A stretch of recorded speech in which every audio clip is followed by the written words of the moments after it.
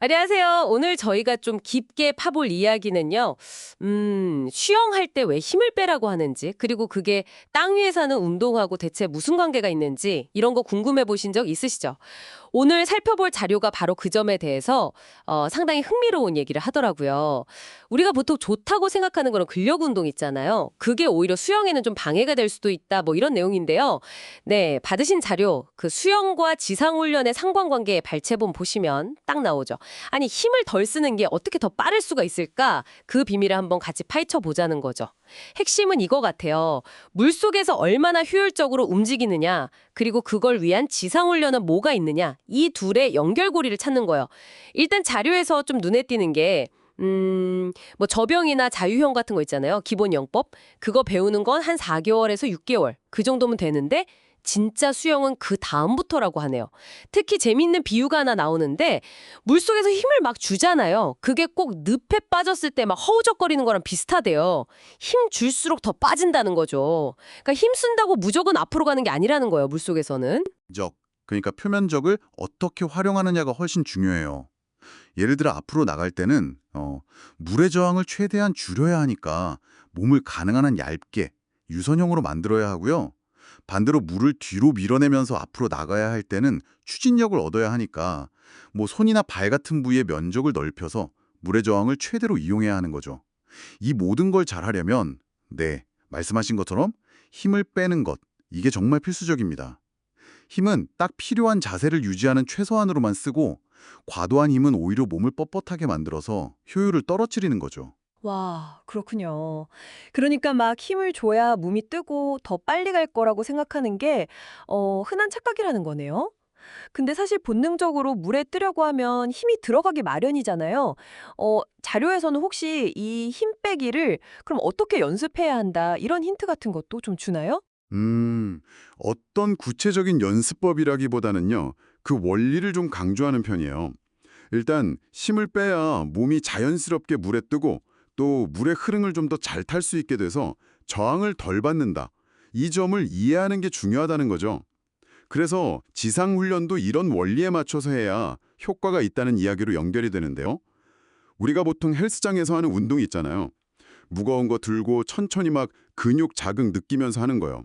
스쿼트 같은 것도 천천히 내려갔다가 올라오면서 버티는 느낌으로 하잖아요.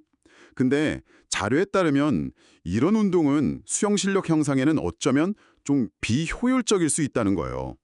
왜냐하면 그런 운동은 근육 크기를 키우고 뭐랄까 지속적인 긴장 상태를 유지하는 데 초점이 맞춰져 있는데 수영은 좀 다르거든요. 순간적으로 힘을 확 썼다가 바로 힘을 빼는 동작, 이런 게 반복되는 거라서요. 필요한 근육의 종류나 움직이는 방식 자체가 좀 다른 거죠. 아하, 그렇군요. 그러니까 단순히 막 근육만 키운다고 수영이 느는 게 아니네요.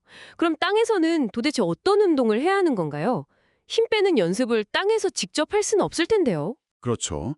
땅에서는 힘을 효율적으로 쓰는 방법, 이걸 익혀야 하는 거죠. 자료에서는 구체적으로 파워 훈련이나 고강도 기능성 서킷 트레이닝 이런 걸 추천하더라고요. 예를 들면 스쿼트를 하더라도 아까 말한 것처럼 천천히 하는 게 아니라 최대한 빠르게 앉았다 일어나는 거예요. 폭발적으로요. 사이클도 그냥 천천히 타는 게 아니라 아주 강하게 막 전력 질주하듯이 페달을 밟는 거죠. 핵심은 속도랑 그 폭발력입니다. 이런 훈련을 하면 온몸의 근육들이 서로 타이밍 맞게 협응해서 순간적으로 큰 힘을 내는 능력, 이런 게 길러지거든요. 마치 물속에서 팔을 강하게 젓거나 발차기를 빵 찰 때처럼요. 그리고 이게 비단 수영뿐만 아니라 뭐 달리기나 테니스처럼 빠르고 효율적인 움직임이 중요한 다른 스포츠에도 똑같이 적용되는 원리라고 합니다. 와, 이거 정말 흥미로운데요. 그러면 정리를 좀 해보면 수영을 잘하려면 물속에서는 일단 힘을 빼고 몸의 면적을 잘 활용하는 게 중요하고 이걸 잘하기 위해서는 땅 위에서는 단순히 근육 키우는 웨이트 트레이닝보다는 오히려 빠르고 강한 움직임을 통해서 몸이 전체의 협응력 그리고 파워 이걸 기르는 훈련이 필요하다는 거군요. 듣고 계신 여러분도 혹시 즐겨하는 스포츠나 운동 루틴이 있다면 오늘 이야기 들으시고 뭔가 좀 새롭게 적용해 볼 만한 점이 있지 않을까 싶네요. 네, 맞습니다. 결국 핵심은 효율성인 것 같아요. 최소한의 노력으로 최대의 효과를 내는 것. 음, 마지막으로 이런 질문을 한번 던져보고 싶네요. 이 최소 노력 최대 효율이라는 원칙이요. 이게 과연 스포츠에만 해당되는 이야기일까요? 어쩌면 우리가 일상생활에서 마주하는 여러 복잡한 문제들이나 아니면 뭔가를 배우는 과정에서도요. 너무 막 힘주고 애쓰기보다는 가끔은 한 발짝 뒤로 물러서서 힘을 좀 빼고 다른 방식으로 접근하는 것이 오히려 예상치 못한 효율이나 더 좋은 결과를 가져다 줄 수도 있지 않을까요? 이 점에 대해서 한번 생각해 보시면 꽤 재밌을 것 같습니다.